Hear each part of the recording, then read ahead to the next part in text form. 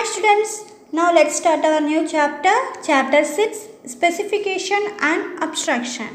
The main concepts you are going to learn in this session: algorithms, building blocks of algorithms, algorithm design techniques, specification and abstraction. First let us see what is algorithm. An algorithm is a sequence of instructions to accomplish a task, which means it is a step-by-step procedure for solving a given problem. So algorithm is what? Sequence of instructions. Instructions means what? Procedures. Instruction describes an action. Okay. The algorithms must be expressed using statements of the programming language. When executed with input data, it generates a computational process and ends with output data. It is satisfying the specified relation between input and output data. Okay. If you are taking any work, before the starting work, you must know the procedures for how to do that work. Then only you will be able to do that work properly. Okay. If you don't know the procedures, if you don't know the instructions, you can't do that work properly. So the same thing we are using here. Before writing a program, you need to write the procedure on how to execute it. Okay. So that procedures are called algorithms. We are using algorithm in various real-time activities. In our daily life, we performing many algorithms such as packing books in bag, preparing for exam, and whatever the activities you are doing in your daily life, that all the activities only based on the algorithm. In a computer, a typical algorithm has input, process and output. Okay, so computer accepts the input and process that input and produces the output based on this input. Okay, so now let us see one real life example. Suppose you want to make a coffee. What are the ingredients are needed to make a coffee? Milk, coffee powder, sugar and water. So we take these ingredients as input. Now what are you going to do? You are going to make a coffee. Okay. So preparing a cup of coffee is called a process. Okay. Then what is the output? The output is a coffee. So let's see the procedure for preparing coffee. First take a bowl with the coffee powder and boil the water and mix it into the bowl.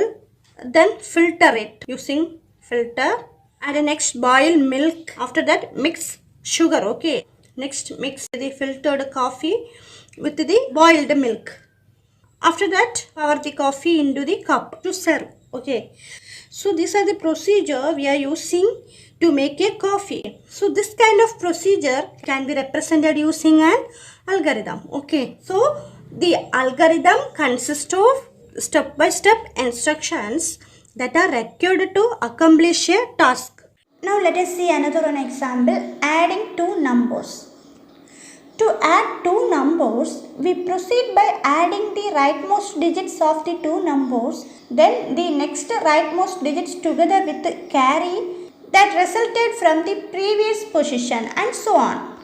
Now we are going to add two numbers 2586 and 9237. See here, this is the first number, this is the second number. Now you have to add these two numbers. You have to start from the right side. Okay, so 6 plus 7 is what? 13. Okay, so write 3 here. 1 is the carry bit, write 1 here. Okay, this is the first step. Okay, next see the next numbers. 8 plus 3. 8 plus 3 what? 11. 11 plus 1, 12. So 2 here, 1 is the carry bit. Okay, this is the second step. Next add next two numbers, 5 plus 2, 7, 7 plus 1, 8.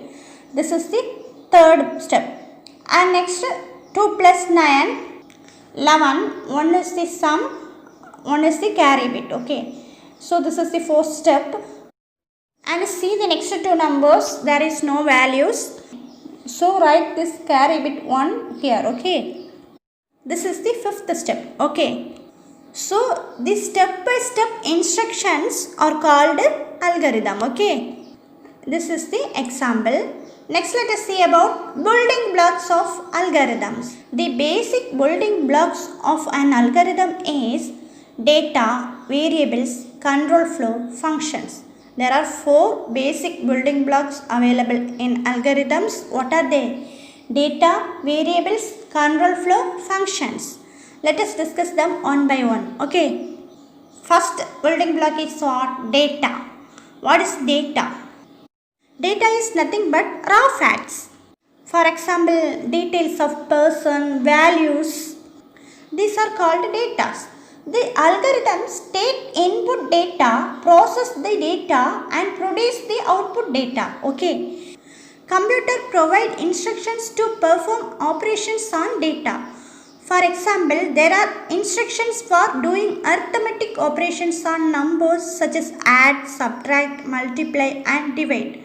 There are different kinds of data such as numbers and text.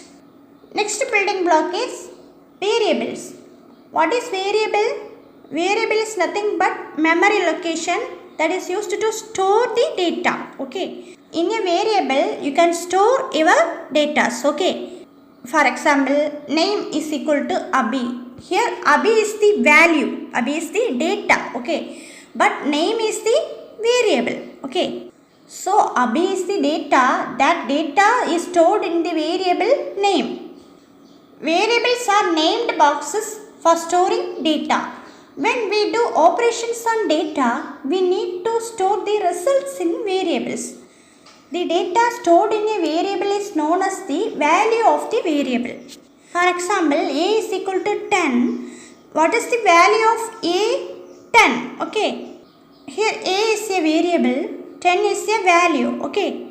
And the next basic building block is control flow. What do you mean by control flow?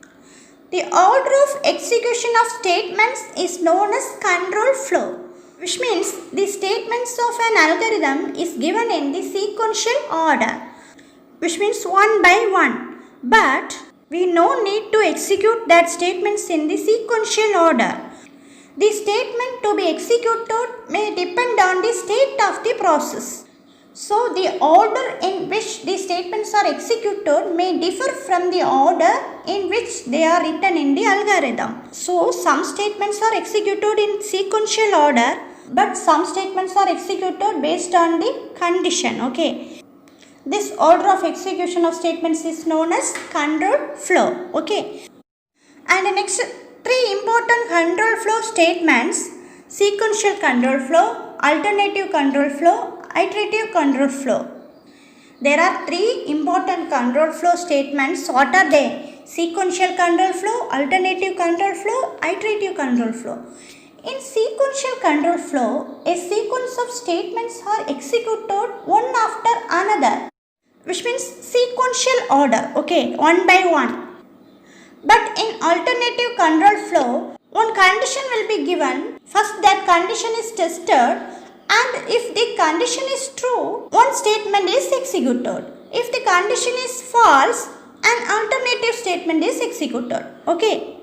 Here one condition will be given. If that condition is true, one statement is executed. If that condition is false, an alternative statement is executed. That is alternative control flow. Next, iterative control flow. In this control flow, one condition will be given. The condition is tested. If that condition is true, a statement is executed. And that statement is executed repeatedly until the condition becomes false. Once the condition becomes false, execution will be terminated. This is iterative control flow. So, executing the statements repeatedly until the condition becomes false, then that statements are called iterative control flow statements. Okay. Next building block is functions. Algorithm can become very complex. The variables of an algorithm and dependencies among the variable may be too many. Then it is difficult to build algorithms correctly. In such situations, we break an algorithm into many parts and construct each part separately and then integrate the parts to the complete algorithm. Each part of an algorithm is called functions. A function is also called a sub-program or sub-algorithm. It takes an input and produces an output and satisfying a desired input-output relation. Suppose you are having a large work. Executing the large work is difficult. So, you are dividing that large work into many parts to easily complete that work. That each part is called functions. So, a large program can be divided into smaller subprograms to easily perform a particular task. That each subprogram is called as functions. Okay, so it is called as sub-algorithm. Okay, and the next topic is algorithm design techniques.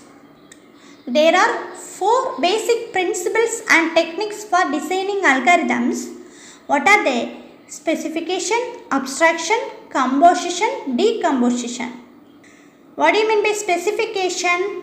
This is the first step in problem solving. It describes the state of the problem. A problem is specified in terms of input given and the output decided. Next one is abstraction. A problem can involve a lot of details. Several of these details are unnecessary for solving the problem. Only a few details are essential. So, ignoring or hiding unnecessary details and modeling an entity only by its essential properties is known as abstraction. Abstraction is nothing but taking only relevant details and ignoring irrelevant details. Okay. Next one is composition. Composition means the algorithm is composed of assignment and control flow statements. A control flow statement tests a condition of the state, and depending on that condition, it decides the next statement to be executed. So here condition will be checked. Based on that condition, the statements will be executed. Okay. Next one is decomposition. We divide the main algorithm into functions, which means we dividing a large program into many subprograms. That is called function. Okay. Each function works separately. And finally, we construct main algorithm using the functions. So these are the algorithm design techniques. So now let us see about specification. Specification is the first step in problem solving. It describes the state of the problem clearly and precisely. Which means to solve a problem, first we must state the problem clearly and precisely. A problem is specified by the given input and the desired output. To design an algorithm for solving a problem, we should know the properties of the given input and the properties of the desired output. Okay. In simple words, you can call it as specification of an algorithm is the desired input-output relation. See, this is the algorithm. Here P is the property of the inputs and Q is the property of output. Here the specification means if the algorithm starts with the input satisfying P, then it will finish with the output satisfying Q. See here, double slash is given.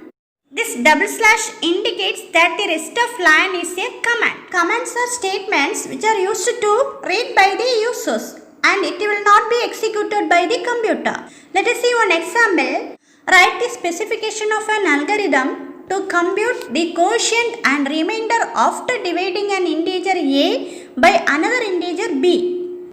So here two integers are given A, B. You have to divide the A by B and write the quotient value and remainder value. Okay. Here A and B are the input variables. Q and R are the output variables. Q means quotient and R means remainder. So let us take two integers for A and B. 22, 5. A is equal to 22 and B is equal to 5. Now you have to divide 22 by 5. When you are dividing 22 by 5, you will get the quotient value 4 and the remainder value 2. And let us take another two integer values. A is equal to 15, B is equal to 3. When you are dividing 15 by 3, you will get the quotient value 5 and the remainder value 0. Okay. Let us see another example. Write the specification of an algorithm for computing the square root of a number. Now see the steps. First step is let us name the algorithm square root. So name of the algorithm is what? Square root. Next step is it takes the number as the input. Let us name the input n. N should not be negative. So now take the number as an input. That number should not be negative. You have to take only positive value. Okay. And the third step is it produces the square root of n as output. So here output is what? Square root of n. Let us name the output y. Okay. The output value is stored in the variable y. The input value is stored in the variable n. Then n should be the square of y. Okay. See the specification of algorithm. First name of the algorithm is what? Square root. And within the parenthesis you have to write the inputs n. Next see the commands. What are the inputs? N. N is the real number. N is greater than or equal to 0. Which means see the step 2, n should not be negative. So n should be greater than 0 or equal to 0. Okay. So write like this. Next outputs. Y is the real number, which means y square is equal to n. N should be the square of y. Okay. So now let us assume n is equal to 9. This is the positive number, not negative number. So n is equal to 9. What is the square root of 9? 3. So square root of 9 is 3. 3 will be stored in the variable y because that is the output. N should be the square of y, which means y square means what? 3 square. 3 square equal to 9. 9 means n. Okay. So this is about specification of an algorithm. And next let us see about specification as contract. See here, two members are here, user and designer. Specification of an algorithm serves as a contract between the designer of the algorithm and the users of the algorithm. It defines the rights and responsibility of the user and designer. Okay. Satisfying the property of inputs is the responsibility of user, but it is the right of designer. The decide input-output relation is the responsibility of the designer and it is the right of the user. This is about specification as contract. Next let us see about abstraction. What is abstraction? Abstraction is the process of ignoring or hiding irrelevant details and executing only essential details. That is known as abstraction. Let us see an real world example. Take any one object. I am taking here car. This car is a object. When you want to drive a car, you don't need to know how the engine was built or what kind of material the tires are made of. You don't need to know the internal details of the car. You just have to know how to turn the wheel and press the gas pedal. If you want to increase the speed of the car, you just press on the accelerator. But you don't need to know how that accelerator is working inside the car. You just need to know how to press the accelerator to increase the speed of the car. Let's see another one example. Television. You can turn on and turn off your television. You can change the channel and adjust the volume by remote, and you can connect the speakers and DVD players with the TV, but you don't know the internal details of TV. That means you do not know how that television receives the signals through the cable and how it translates them and how it displays them on the screen. You don't need to know the internal details of television. You just need to know how to use it. Similarly, in data abstraction, we don't need to know how the data is represented internally. We just need to know how to interact with it. Okay, so that is called data abstraction. So what is data abstraction? The process of providing only essentials and hiding the details is known as abstraction. Let us see another one example. Chocolate bars. This is a rectangular chocolate bar. You are dividing this chocolate bar into squares by horizontally and vertically. Initially you having the whole of the bar as a single piece. If you are cutting this chocolate bar, it divides into two pieces. Here you have to find out how many cuts are needed to break the bar into its individual squares. Abstraction is what? Taking only essentials, ignoring irrelevant details. So in this example, you have to find out the relevant and irrelevant details. What are the relevant details? Number of cuts and number of pieces are the relevant features. Okay. Number of cuts means C, number of pieces means P. Okay, C, P are the variables, essential variables. Okay. So what are the irrelevant details? Individual pieces of cutting and sequence of cuts are irrelevant details. Okay. So essential details are what? P and C, number of pieces and number of cuts.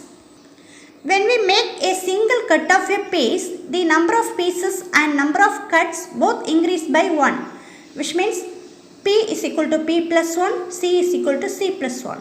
Okay. Let us see another one example. A farmer, goat, grass and wolf problem. A farmer must transport a wolf, a goat and a bundle of grass from one side of the river to another side of the river using a boat. But in the crossing river by boat, the farmer could carry only himself and a single atom, the wolf or a goat or a grass. The goat cannot be left alone with the wolf because the wolf would eat goat. And the goat cannot be left alone with the grass because the goat would eat grass. So, how can the farmer transport the wolf, the goat, and the grass across the river without losing any of them? This is the problem. You have to find out the solution for this problem. How can you solve this problem? Let's say this, the farmer transporting the wolf, the goat and the grass from point L to point R. L means left side and R means right side. Okay.